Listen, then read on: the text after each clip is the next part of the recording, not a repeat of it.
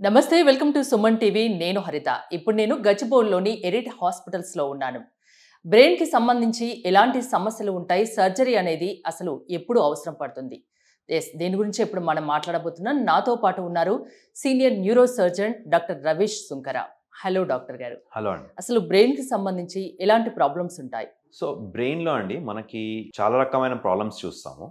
మనకి బ్రెయిన్లో కొన్ని ప్రాబ్లమ్స్ ఏంటంటే ఓన్లీ మెడికల్ ట్రీట్మెంట్ తోటి క్యూర్ అయిపోతాయండి.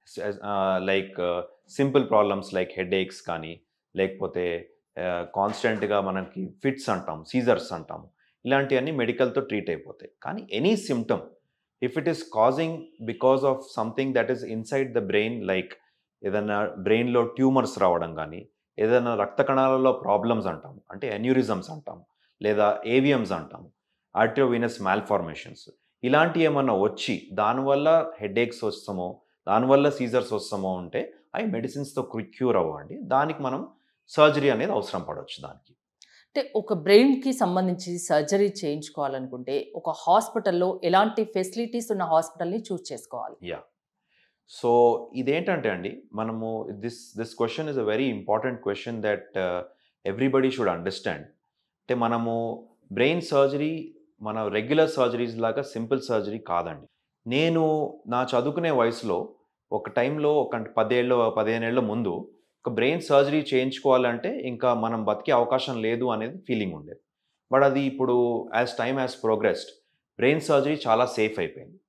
కానీ ఇప్పుడు మనం ఏమేమి చూస్ చేసుకోవాలి దాంట్లో అంటే, first thing, so surgeon experience.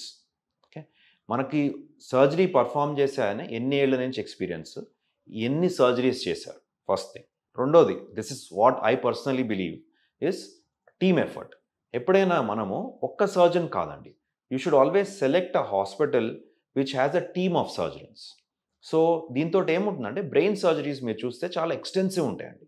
మన కొన్ని సర్జరీస్ 6 గంటలు, 7 గంటలు, 12 గంటలు చేస్తాం. అలాంటప్పుడు ఒక్కడే చేయాలి అనుకోండి surgery, it is not humanly possible. ఇలాంటప్పుడు మన దగ్గర ఒక టీమ్ ఉందనుకోండి, especially this is how we perform at Arete as well. మేము ఒక టీమ్ ఆఫ్ సర్జన్స్గా ఆపరేట్ చేస్తాం. వెన్ ద టీమ్ ఉన్నప్పుడు అట్లీస్ట్ ఒకళ్ళు అలసిపోయినా కానీ, కొంచెంసేపు బ్రేక్ తీసుకున్నా కానీ సర్జరీలో, ఇంకొక surgeon is always there, equally qualified surgeon is always there to take care of it. ఇదొకటి. మనకి మూడోది, సర్జరీ అనేది it is not just individual thing అండి. చాలా వరకు మనకి యాన్సిలరీ స్పెషాలిటీస్ అంటాం, అంటే క్రిటికల్ కేర్ ఎక్స్పర్టీస్ హాస్పిటల్కి ఉందా, ఇంపార్టెంట్. సర్జరీ చేసేటప్పుడు ఎనెస్థీషియా అంటాము, అంటే మత్తు ఇస్తాము. అలా మనకి న్యూరో ఎనెస్థెటిస్ట్ అంటాము, అంటే ఈ బ్రెయిన్ సర్జరీస్కి స్పెషలైజ్డ్ ఎనెస్థెటిస్ట్ మన దగ్గర ఉన్నారా. సో ఇలాంటి యాన్సిలరీ సబ్జెక్ట్స్. తర్వాత మనకి సర్జరీ అయిపోయాక క్రిటికల్ కేర్ నుంచి బయటకు వచ్చాక రీహాబిలిటేషన్, అంటే మనకి డైట్ ఇంపార్టెంట్. తర్వాత మనకి మనకి సైకలాజికల్గా ఏదైనా డిప్రెషన్లోకి వెళ్తూ ఉంటే patient, psychology counselling important. So every ఆస్పెక్ట్లో మనకి క్వాలిఫైడ్ పీపుల్ ఉన్నారా లేదా హాస్పిటల్లో అనేది కూడా చాలా ఇంపార్టెంట్ అయిపోతుంది. సో ఇవన్నీ ఉంటే then we can expect best results.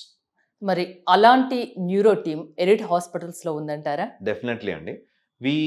మనకి ఇక్కడ హాస్పిటల్లో చూస్తే నేను చెప్పిన ప్రతి డిపార్ట్మెంట్ కాకుండా ఇంకా చాలా departments they are available with us. In fact when this is obviously కొత్త హాస్పిటల్ అండి ఇది. వెన్ వీ స్టార్టెడ్ వర్కింగ్, ఒక case I just want to mention. So we ended up doing ఒక surgery for almost some 14 hours అండి. And we were surprised with the staff, how they supported us. And you won't believe, ఆ patient 14 hours ఒక brain tumour surgery చేశాము. రెండో రోజుకి లేచి నుంచుని నేను ఇంటికి వెళ్తాను అని చెప్పారు. గ్రేట్ అసలు. సో ఆ గ్రేట్నెస్ అనేది it is not just the surgical team, but also 3 things అండి. ఒకటి, surgeon experience, team of surgeons experience. Second thing, the technology that we have at Arete. And third, ancillary staff. మీకు మా operation థియేటర్లో ఏ ఒక్కరు కూడా మనకు చిరాకు చూపించినా కానీ, అంటే మనకి అక్కడ క్లీనింగ్ పర్సన్స్ కానివ్వండి, ఎవరైనా కానీ మన మారల్ డౌన్ అయిపోతుంది సర్జన్స్కి. సో అలా లేకుండా ఎరీట్లో one good thing is, even the lower most staff is completely supporting to the surgeons and the patients. So దీనివల్ల we are able to do these extensive surgeries in a very good environment. And ఈ environment తోటి ఆటోమేటిక్గా మనకి results అనేది చాలా better వస్తాయండి. Okay, ఎలాంటి advanced treatments ఎరిట్ హాస్పిటల్స్లో ఉన్నాయి? సో ఇప్పుడు మనకి టెక్నాలజీ వచ్చేసరికి I would say that Arete hospital లో మనకి న్యూరోసర్జరీకి we have the best technology that is available in Hyderabad today. So ఒకటి advantages, it's a new hospital అండి. When it's a new hospital, just like your iPhone 14, iPhone 13, iPhone 12, we have the latest equipment that every other hospital has. The latest equipment lo kuda the latest versions of this equipment is available at Erit hospitals. To give you an example, we have one microscope which is called a robotic microscope, one of the best advanced microscope in the world. మనకి మన Germany నుంచి import చేసాము ఈ machine. So దీంతో ఏంటంటే it is not just magnification, it also takes care of the surgeons strain. అంటే మనము ఒక లాంగ్ సర్జరీ చేసేటప్పుడు రెగ్యులర్ మైక్రోస్కోప్లో అయితే మనకు సర్జన్ అలసిపోవచ్చు. దీంట్లో నేను ఎన్ని గంటలు సర్జరీ చేసినా కానీ my I is not strained. నాకు వయసు పెరిగే కొద్దీ మనకి కంటి చూపు కొంచెం తగ్గుద్ది, అది ఆటోమేటిక్గా మైక్రోస్కోప్లో కరెక్ట్ అయిపోతుంది. సో ఇలాంటి టెక్నిక్స్. తర్వాత ఈ మైక్రోస్కోప్లో మనకి ట్యూమర్, అంటే మనకి బ్రెయిన్ సర్జరీ చేసేటప్పుడు ట్యూమర్ అనేది రెగ్యులర్ బ్రెయిన్కి ట్యూమర్ టిష్యూకి డిఫరెన్సియేషన్ కొంచెం కష్టం. సో ఇట్లాంటిది దీంట్లో ఏంటంటే ఒక ఫిల్టర్స్ ఉంటాయి అన్నమాట.